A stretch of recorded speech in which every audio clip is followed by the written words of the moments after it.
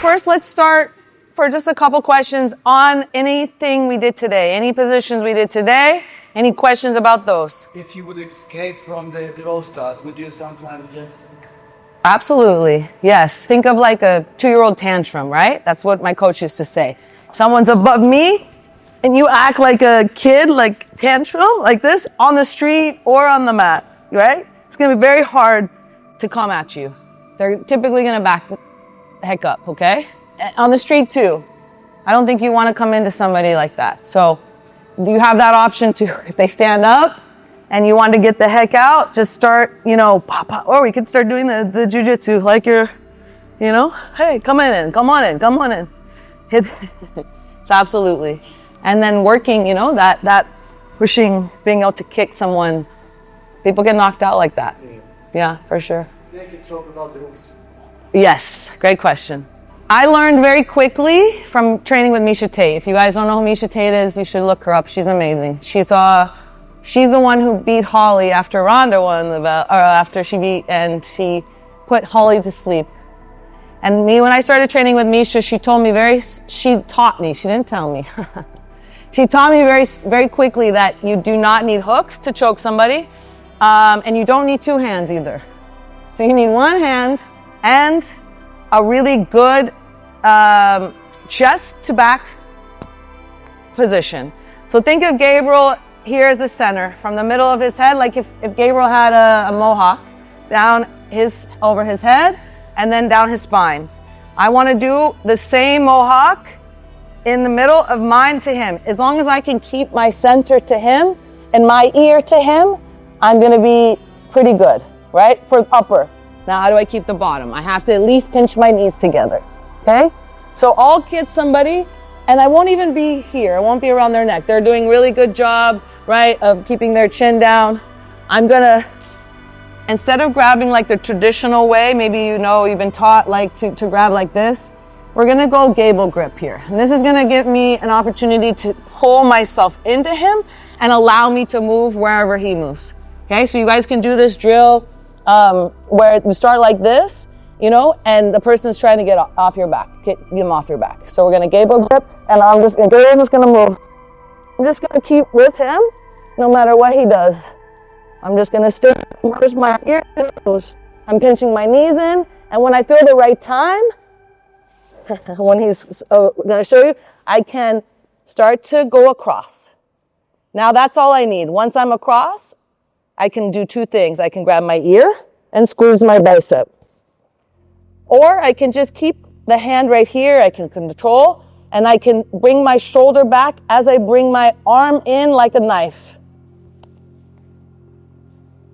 1 arm, no hooks. Black belt for how many years? I'm just kidding. But I never got him, okay? Just so you know, I rolled with him live. I didn't get it. So I had his back, but we didn't get any chokes. So I'm talking shit, but I didn't get anything. All right, so we're here, right? We're keeping ourselves tight. And then when you feel the moment, if his chin is down, this is also great. I'm going to use this part of my thumb, okay? Like the bottom part of my thumb, right here on the chin, to push his face. And when I'm either going to go like this, and I'm going to bring my other hand and tap him from a jaw, breaking his jaw. Or he's going to say, oh, I don't want my jaw to break. And he's going to go what? Here's my neck. And I say, thank you. I'd rather choke you than break your jaw. Okay? So I'm here, right? When I feel time, I'm just going to start to push. And I'll start to walk like this. Once I get that, I'm going to bring my hands together. This left hand's here, right? I'm going to finish the, right here. What? Right? I'll break his neck or I'll break his jaw. Typically, they're going to open their, and then we can go here. Another thing that changed my game from a rear naked choke, when I do want to get 2 hands, say somebody's really good and they got their chin down, anything below the eyebrows is the neck. They used to say anything below the nose is the neck.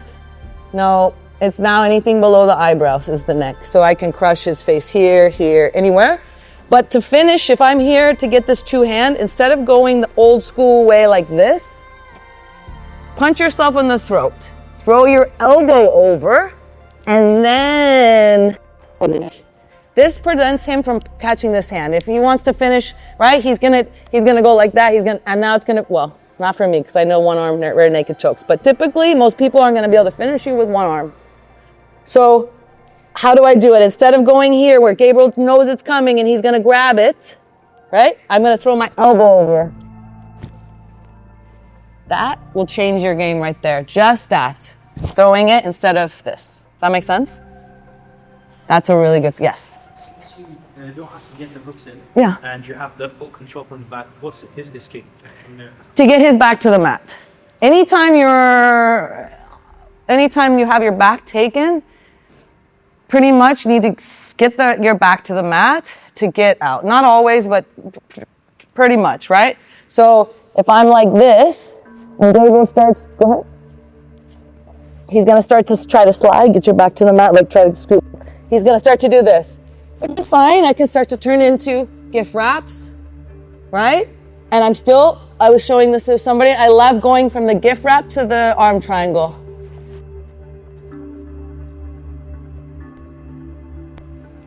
So, you choose. It's like, when I have someone's back, if they do that one part, it's like, choose your own adventure. Do you want to get strangled from this or strangled from this? I don't mind. I like them both. Does that make sense? Yes. My guillotine. It's adapt. Like throughout my life, they used to call me Headlock Heather when I first started training, because it was like my natural thing to grab the head. In MMA, it's not always the best thing. So every fight, you would hear my coach say, "Don't grab the head, don't grab the head, don't grab the head." And I did it on the Ultimate Fighter finale when I had a torn ACL, and I didn't finish it. And then I went back because I didn't finish it, and I drilled it, and I drilled it, and I drilled it, and I drilled it. And now it's become my best move. And then working with Renzo Gracie as well on his guillotine. You can do both. I used to do high elbow before I started working with Renzo on the arm in. When Renzo Gracie showed me the arm in, it changed. I think the arm in's actually just as easy. And it's all about where you bring your elbow. So if we're standing and I have the arm in, we get here a lot, right? You try to snap or something.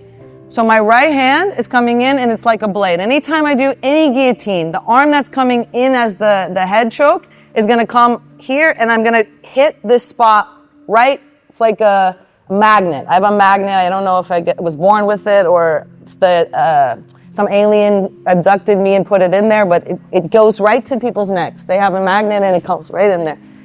10th planet, you don't know. This is what Eddie told me. No, I'm just kidding. Okay, so I go around and I connect that spot to their trachea. And my hand has to pledge. I'm not turning. Never turning. Every guillotine I do is this. Sorry. So boom, magnet, straight. Everything's locked. This one's coming over and grabbing here. Boom. Now, if I want to finish, a lot of people think, oh, like this. There's a picture of me. I'm like jumping and I'm pulling away and I don't fit. Actually, I'm in no arm. So this is it. Okay. I'm going to step in with my hip, the hip that's with the arm. I'm going to step in with my hip, and then I'm going to straighten myself up. So angles make strangles. I'm on the angle. Now I come up, and it's over. Super quick. All I'm doing is I'm angling it, and then I'm like, when I step in, I'm bringing my elbow down. And it's the same on the ground. I'm going to do it one more time here, and then I'm going to show you on the ground. So I'm here. I go hip in. Sorry, Gabriel. He's ready. It's fucking nasty. And then I bring my right hip up, and I bring my elbow there. So if we're on the ground, saying my knees, you okay? Yeah. Do you want me to use someone else? No, it's okay. Okay. I have a horrible neck, so I would not let nobody do this to me. So I'm here, same thing. I grab, okay? Bringing my left hip in, and now when I fall, my knee's here. Now watch, my elbow comes to my knee. That's it. Good one. Just here. Yeah, it's super easy. Stand up, we'll do both. No, you know, there's one guy in every 1,000 that doesn't tap. I'm serious. Hedel Gracie will tell you. There's always that one fucking guy. Okay. I have one guy like that in my gym. Excuse my language. I'm sorry. So I'm stepping here in, creating the angle, and then... Yeah, see? Uh-oh, It was nice. he's choking. No. Okay. No, it was nice. Okay. No, I was just watching your hands. Okay. If I do here, angle, I come here, yes. Now watch. Nothing, right? Yeah. No. It's really nice. No, what he does, man. Seriously, why I was asking. Yeah. Usually, for good YouTube, you need to have this part of your hand high. So you. It's all about this. That's what's choking. That's what's, right? It's this, it's here, and here. So one of my coaches told me many times, he said, Heather, one day you're going to be a good coach because you're small, and if you can do it on a big guy, then everyone is going to believe that it's real, right? As opposed, he was like 6'4", you know, big tall guy. Everyone's like, oh, it's just because you're strong. You can do it because you're strong. They would tell him that, and then that's not the reason. It's all technique, Yes, here. If you can get that, I'm telling you, it's just like, you have to drill it. And one of the best ways I started drilling guillotines is just coming, I'll go, boom. And this is how I used to do the high elbow ones. I'd go, boom. And I'd grab a partner and I'd say, okay, you can do, and see how light I'm going? But every single time I'm getting into the same place. And it's super light. And I would do that when I came back from the Ultimate Fighter before my finale fight. I think I did 50 reps each side every day. And now my guillotine is where it is. So reps. I have a tattoo on my arm that's consistency over time equals results. If you're consistently doing something, the results will come, good or bad, right? So from here, again, my right hand isn't shooting deep. I'm not using this forearm here. That's probably what you've been doing, right? I'm using this part right by where the wrist, right there. That's where I want, okay? I have space here. It's not about that. This one's coming and grabbing here. I'm gonna step up, and then my right shin is coming across his body. As my left leg comes over, now it's nothing. He doesn't feel anything. Now I take my right elbow to my knee. So without somebody, let me show you. I'm here, or like this. Here, and then watch. That's it. You guys want to try? All right, let's try it. 1, 2. So I step here, in, and then when I go, my right elbow's coming here. Here, let me feel. Okay, yeah, so, yep, okay, this is right here. Yes, this here. Now step, like more here. Now step forward. Yes, and then pull it. Yes. See how it go here? See, it's like this, but up. Yes. I like to finish every class that I teach with a quote of the day, okay? Because they say that when you're after you're exercising and you're tired, your mind is the most receptive to information. Somebody on this trip told me that they used to live in Africa, and their daughter at school had to run 2 laps around the field before they started school. All the kids have to run 2 laps before school starts because they know that this is the case. Your brain starts to work when you get oxygen to it, right? If you look at the people in your circle and you don't get inspired, then you don't have a circle, you have a cage. Right? One more time. If you look at the people in your circle, meaning your friends, your people, your family, the people you hang out with, and you don't get inspired, then you don't have a circle, you have a cage. You have to surround yourself with the people that inspire you, who believe in you, who uplift you. If you're around people who are doing the opposite, no, even if it's your family, I'm sorry, but they have to go. They cannot have your energy, they cannot have your time.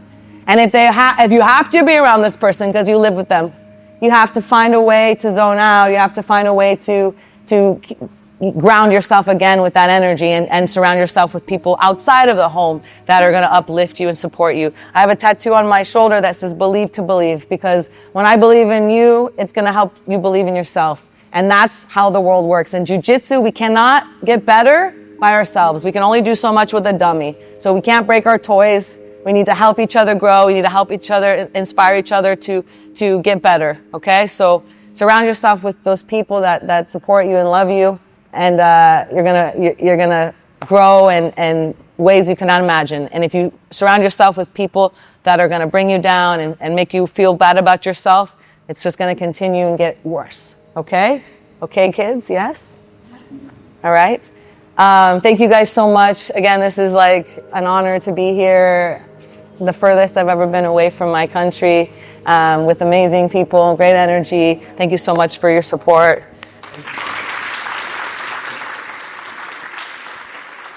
Okay.